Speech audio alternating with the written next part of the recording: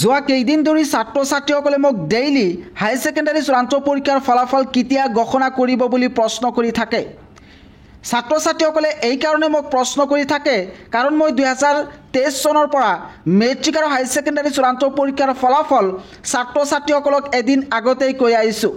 সেইকাৰণে এতিয়া ছাত্ৰ ছাত্ৰীসকলে মোক ডেইলি প্ৰশ্ন কৰি আছে যে হাই ছেকেণ্ডাৰী চূড়ান্ত পৰীক্ষাৰ ফলাফল কেতিয়া দিব। ইতিমধ্যে মই ইণ্টাৰনেটলি খবৰ লৈছোঁ কাইলৈ তোমালোকৰ এই ফলাফল নিদিয়ে আৰু এইটো হৈছে তোমালোকৰ অফিচিয়েল আপডেট। কাইলৈ হাই ছেকেণ্ডাৰী চূড়ান্ত পৰীক্ষাৰ ফলাফল নিদিয়ে আৰু ইতিমধ্যে জানিব পৰা মতে তোমালোকৰ ফলাফল দিয়াৰ ডেটটো ফিক্সড কৰা নাই।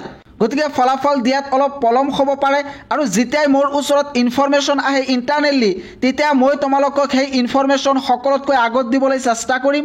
ইয়াৰ কাৰণে মোৰ হোৱাটছআপ গ্ৰুপত তোমালোকে জইন হ'বা। হোৱাটছআপ গ্ৰুপৰ লিংক এইটো ভিডিঅ'ৰ ডিছক্ৰিপশ্যনত দিয়া আছে। ছাত্ৰ ছাত্ৰীসকলে গোটেই দিন বেলেগৰ ভিডিঅ' চাই থাকে যে কাইলৈ দিব। গতিকে তোমালোকে এইটো ভিডিঅ'ৰ পৰা স্পষ্ট হোৱা কাইলৈ তোমালোকৰ এই পৰীক্ষাৰ ফলাফল নিদিয়ে, এইটো 100% গেৰাণ্টি। কাৰণ ইতিমধ্যে মই ইণ্টাৰনেটলি খবৰ লৈছোঁ। একেবাৰে কম খৰচত যদি B pharm, D pharm, pharm D, M pharm, BSc nursing, engineering, MBA, MBBS, ANM, JNM, LLB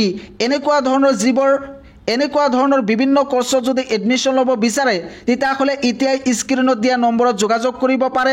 নো entrance exam, limited seat, scholarship পাব। গতিকে পলম কিয়, এতিয়াই যোগাযোগ কৰিব পাৰে।